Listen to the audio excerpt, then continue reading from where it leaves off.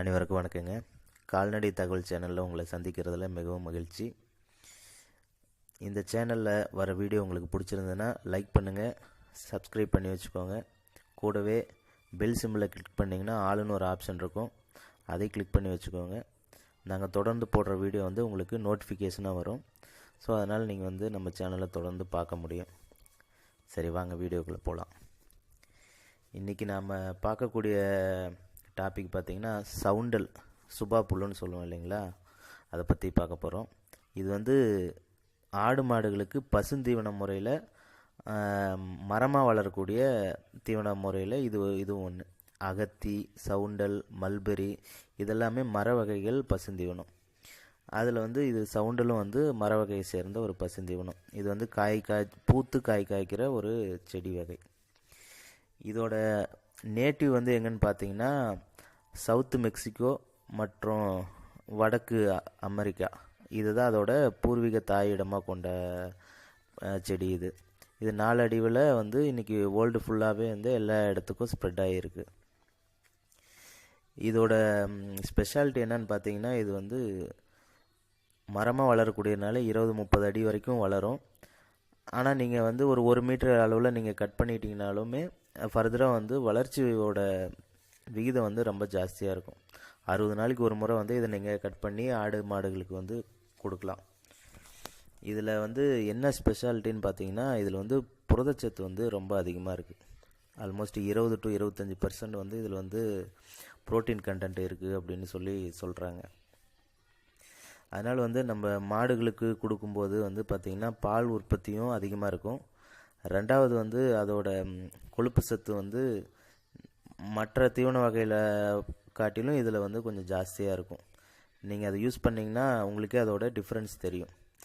இதை தொடர்ந்து நீங்கள் யூஸ் பண்ணி பாருங்கள். கண்டிப்பாக பால் உற்பத்தியும் சரி, அந்த புரதச்சத்தும் சரி உங்களுக்கு இன்க்ரீஸ் ஆகும். இது ஆடுகளுக்கு மெயினாக கொடுக்கலாம். அது ஒரு தீவனமாகவும் கொடுக்கலாம். இது நல்ல ஒரு வளர்ச்சி கொடுக்கக்கூடிய ஒரு பசுந்தீவனம். இது பார்த்திங்கன்னா எவ்வளோ வறட்சியாக இருந்தாலும் நின்று தாங்கி வளரக்கூடிய ஒரு ஸ்பெஷாலிட்டி இதுக்கு இருக்குது. நிறைய இடங்களில் பார்த்திங்கன்னா வயல்வெளியில் பயிர் செஞ்சுருப்பாங்க. ஒரு சில இடத்துல பார்த்திங்கன்னா சும்மா காலி நிலத்தில் இதில் ஊனி வச்சுருப்பாங்க. உங்களுக்கு அங்கே தண்ணி பாய்க்கலனாலுமே இது சாகாது. மழை பெஞ்சால் இது துளிர் விட்டு தலைய ஆரம்பிச்சிடும். உங்களுக்கு வேலியாகவும் இது பயன்படும். காட்டு ஓரங்களில், கிணத்து மேட்டில், வரப்புகளில் இந்தமாரி இடத்துல இதை நீங்கள் பயிர் செய்யலாம். இல்லை வயல்வெளிகளிலும் நீங்கள் பயிர் செய்யலாம். இதில் என்ன ஒரு ட்ராபேக் சொல்கிறாங்க அப்படின்னா, இந்த சவுண்டல் கீரையில் மைமோசின் அப்படின்ற ஒரு டாக்ஸிக் பொருள், அதாவது ஒரு வேதிப்பொருள் இருக்குதுன்னு சொல்கிறாங்க. இது என்ன பண்ணுது அப்படின்னு சொல்லி பார்த்தீங்கன்னா, இது தொடர்ந்து நம்ம கொடுக்கும்போது தோல் பகுதியில் வட்ட வட்டமாக முடி உதிரத்துக்கும், மாடுகளுக்கு ஆடுகளுக்கு ஜீரண பிரச்சனை, மலட்டுத்தன்மை இந்த மாதிரியான பிரச்சனைகள் வரும் அப்படின்னு சொல்கிறாங்க. அதுவும் அவங்க ரிப்போர்ட்டில் பார்த்திங்கன்னா குதிரை, கழுதை இதுக்கெலாம் இந்த மாதிரி பிரச்சனைகள் இருக்குது அப்படின்ற மாதிரி சொல்லியிருந்தாங்க. ஆனால் இது நம்ம முழு நேர தீவனமாக இதை நம்ம கொடுத்தோம் அப்படின்னா மேபி இந்த பிரச்சனைகள்லாம் வர வாய்ப்புகள் இருக்குது.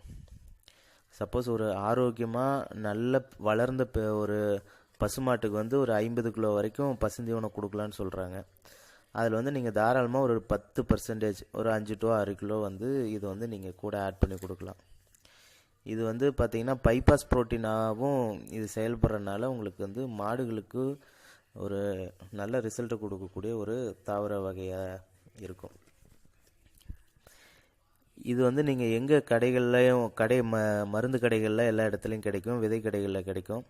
சுபா புல்லுன்னு கேட்டிங்கனாலும் சொல்லுவாங்க, சவுண்டால்னு சொல்லுவாங்க, புல்லுன்னு சொல்கிறாங்க. இதுமாரி பல்வேறு பெயர்களை இது நம்ம ஊரில் அழைக்கிறாங்க. இதை நீங்கள் நம்ம தோட்டத்திலே வளர்கிற மரத்தில் இருந்தும் நீங்கள் விதைகள் எடுத்து அதை நேர்த்தி பண்ணி விதைக்கலாம். சப்போஸ் அது கிடைக்கல அப்படின்னாலும் நீங்கள் கடைகளில் போய் இதை வாங்கலாம்.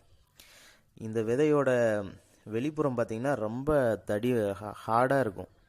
அதனால் முளைச்சி வரத்துக்கு கொஞ்சம் நாள் அதிகமாக பிடிக்கும். ஸோ நீங்கள் டைரெக்டாக அப்படியே விதைச்சிங்கனாலும் முளைச்சி வரும், கொஞ்சம் லேட் ஆகும். அது வந்து நீங்கள் விதை நேர்த்தி செஞ்சு வச்சிங்கன்னா அப்படின்னா உடனடியாக அதோட முளைப்புத்திறன் வந்து அதிகப்படுத்தும். அது எப்படின்னு பார்த்தீங்கன்னா, நல்ல ஒரு கொதிநிலை வரக்கூடிய அளவுக்கு தண்ணியை வந்து சூடு பண்ணிவிட்டு அதில் ஒரு 1/4 மணி நேரம் போட்டுட்டு வெளியே எடுத்துட்டு ப்ளஸ் நார்மலான தண்ணியில் வந்து ஒரு நாள் ஒரு 24 மணி நேரம் நீங்கள் ஊற வச்சுட்டு அதுக்கப்புறம் எடுத்திங்கன்னா விதை சைஸ் எல்லாம் பார்த்தீங்கன்னா மென்மையாக இருக்கும். விதையும் அதேமாரி கொஞ்சம் உப்புன மாதிரி இருக்கும். நீங்கள் வந்து ஒரு 5 அடி இடைவெளியில் கால் அமைச்சு அதில் வந்து தொடர்ந்து சாரியாக வந்து இதை நீங்கள் பயிர் செய்யலாம். அப்படி செஞ்சீங்க அப்படின்னா உங்களுக்கு வந்து ஒரு 100 நாள் 120 நாளில் வந்து உங்களுக்கு முதல் கட்டிங்க்கு வந்து ரெடி ஆகிடும். அதை கட் பண்ணிட்டீங்கன்னா ஒவ்வொரு 60 நாளுக்கும் வந்து நீங்கள் வந்து கட் பண்ணி போட்டுகிட்டே இருக்கலாம். ஸோ இது வந்து நீங்கள் அகத்திக்கீரையில் வந்து பார்த்தீங்கன்னா இரும்பு சத்து வந்து ரொம்ப அதிகமாக இருக்கும். அது மாதிரி இதில் வந்து புரதச்சத்து வந்து அதிகமாக இருக்கும். நம்ம சும்மா இருக்கிற இடங்களில் வந்து அதை விடாமல் இந்த மாதிரியான தீவன பயிர்களை நம்ம பயிர் செஞ்சோம்னா நம்ம ஆடு மாடுகளுக்கு வந்து ரொம்ப சப்போர்ட்டிவாக இருக்கும். ஸோ நீங்களே இதை ட்ரை பண்ணி பாருங்கள். இந்த சுபாப்புல் வந்து மாடுகளுக்கு ரொம்ப முக்கியமான ஒரு பசுந்தீவனம், புரதச்சத்து மிக்க ஒரு பசுந்தீவனம். ஸோ இந்த தகவலை உங்கள்கிட்ட சொன்னதில் எனக்கும் மகிழ்ச்சி தான். நீங்களும் ட்ரை பண்ணி பாருங்கள். அடுத்த ஒரு தகவலோடு உங்களை சந்திக்கிறோம். நன்றி.